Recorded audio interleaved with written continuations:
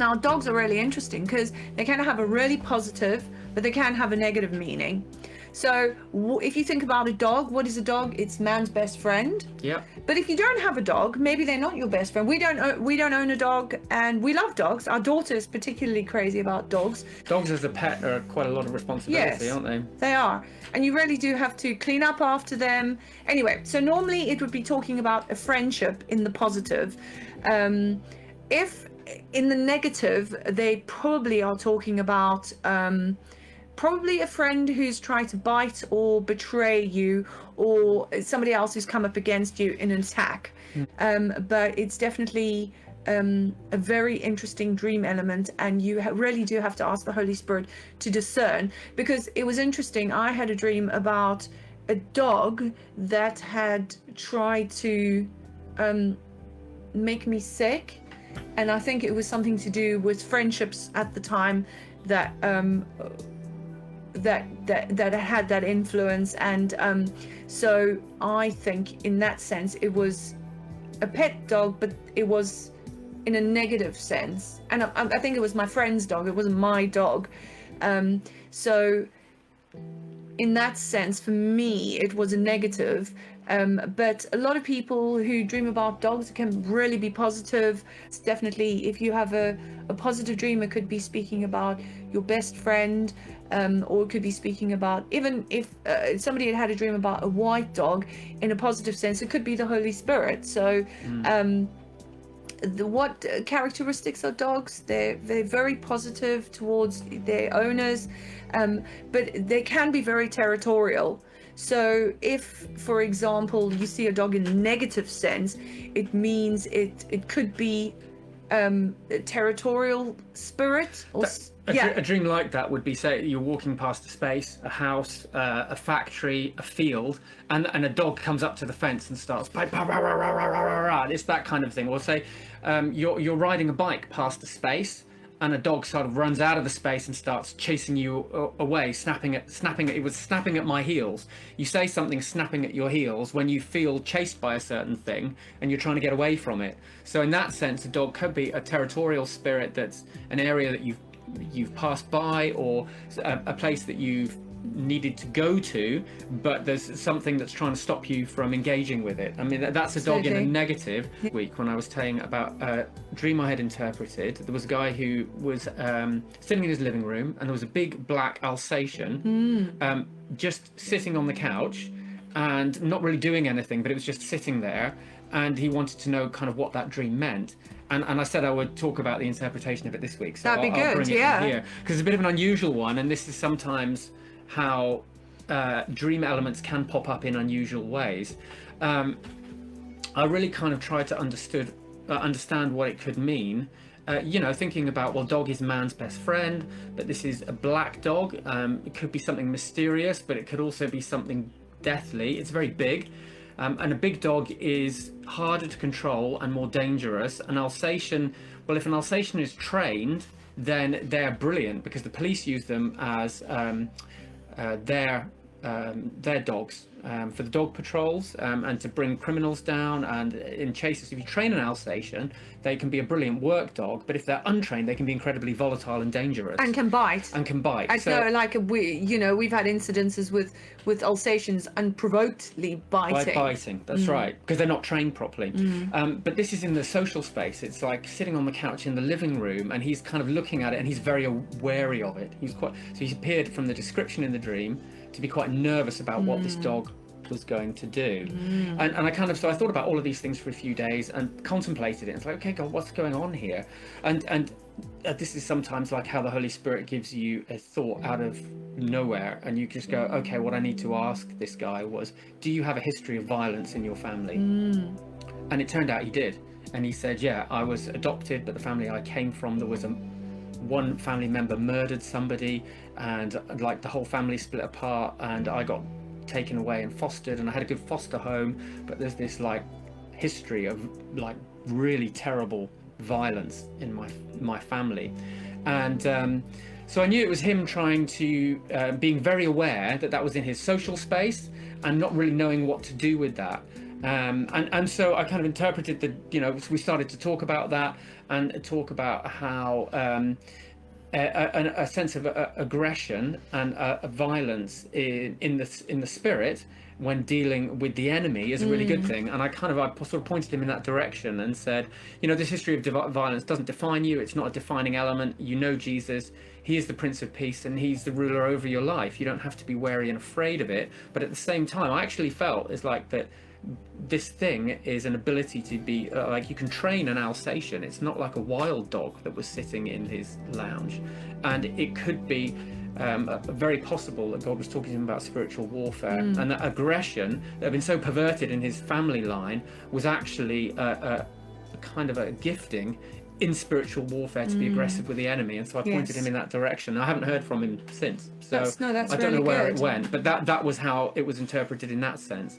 So again, what we're telling you here is a guide about how to work with animals, but you need to understand what's going on in the context of the dream. And I wanted to talk about was a dream I'd had where a lady was on a lead, had a black dog that she did not have under control. It was obviously her pet dog.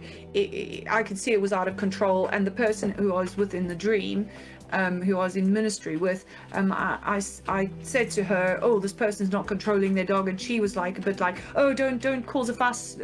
You don't cause a fuss. You don't make a fuss about the thing." And in the dream, this pet dog of this woman, the black dog, tries to bite my right hand, which is my faith and strength.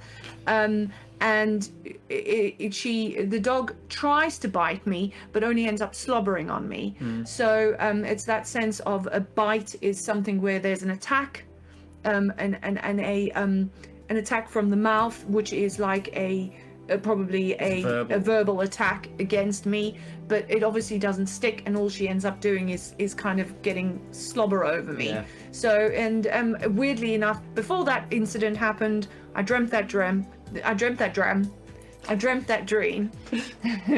More tea, Vicar. Yeah. And straight almost days later, that attack happened in that context. In that And in the context. context of that dream, it was a longer dream, wasn't it? And there were other things that happened. Oh, it was a very long dream. And we've kind of seen all of those things now Yeah. play out. Yeah. But that's a good one, because a verbal attack, because it's to do with the mouth. And teeth. And it's it's on a leash. But it's not trained, right? No. It's not trained, which means it's not disciplined. There's no discipline there, and the bite is not damaging, but it does leave a mess, which you then have to clean off. Yeah. But once you cleaned it off, you're back to like where you were before you were bitten, in the dream. So, again, very interesting dream. You had that interesting dream about that dog, and you weren't sure if it was friendly or not, and you'd gone back into the dream at a later stage, and actually you'd realized that the dog was not friendly. Do you want to talk about that, or? Yeah, I was in a family car, and I was in the middle of a forest, but in a raised area in a parking lot, and I'd stopped for lunch with you and Arthur. And there was this like little kind of like a sausage, like a Dachshund, but kind of not actually. Some Dachshund or a Basset or something like that. And it was looking at me with the puppy eyes, so it was kind of looking endearingly, which is obviously a thing dogs do. That's part of the secret of their relationship to us, is their ability to do that with their eyes makes us feel parental over them, which is one of the ways we then relate to them and take responsibility for them.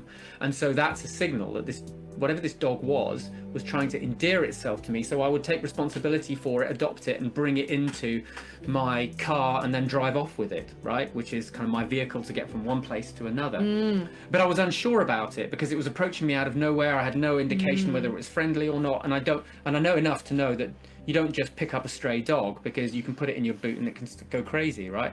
So I prayed about that, and I I got the dream image in my mind as I was praying, and it was the rest of the dream kind of played out, and I said no to this dog, and it started growling at me and following me, And baring its teeth. And in the end, I had to like sternly say to it, "No, you're not coming with me." And then it kind of turned tail, and walked off. So another interesting dog dog-based Very. And dream. so this is the other thing is this happens a lot, and I've had a lot of people say to me, I've been chased by this in a dream, I've been chased by that in a dream, I've been chased by perhaps a lion or perhaps a dog. It could be a fear. It could be a fear, real or unreal. So you have to understand the context. You have to ask the Holy Spirit what it means. So if you dream about being chased, it probably is something to do with something you have a real or a not a real fear that actually has an impact on you, or a real fear that is not something you should really be afraid of, but at least the dream is showing you there's a fear. So if you're running away from being attacked by a dog, what would that mean? Running away from is always being about being chased by something, and being chased by something because you're running because you're afraid of it. So it's a fear response, and we know that we've not been given a spirit of fear, but of power, love, and a sound mind. So in a dream, when you're being chased by anything, be it a lion or a dog or a tortoise, whatever it is, that would be so. No, if you just can't get rid of it, it would be a slow thing that like is always following you around, and no matter where you go, this thing's always going to catch up with you, right? Which would say a thing in itself. That's funny. But it's something you're always trying to get away from based on a fear response, and we don't have that spirit. So the thing to do is often in prayer, or even in the dream, to turn around and face it, and even ask it, like, what are you? You know? And I command you, reveal yourself. What are you? I think somebody said they dreamt about a lion chasing them, and they turned around, and somebody had said to them, he kept saying, I kept dreaming I'm getting chased by a lion,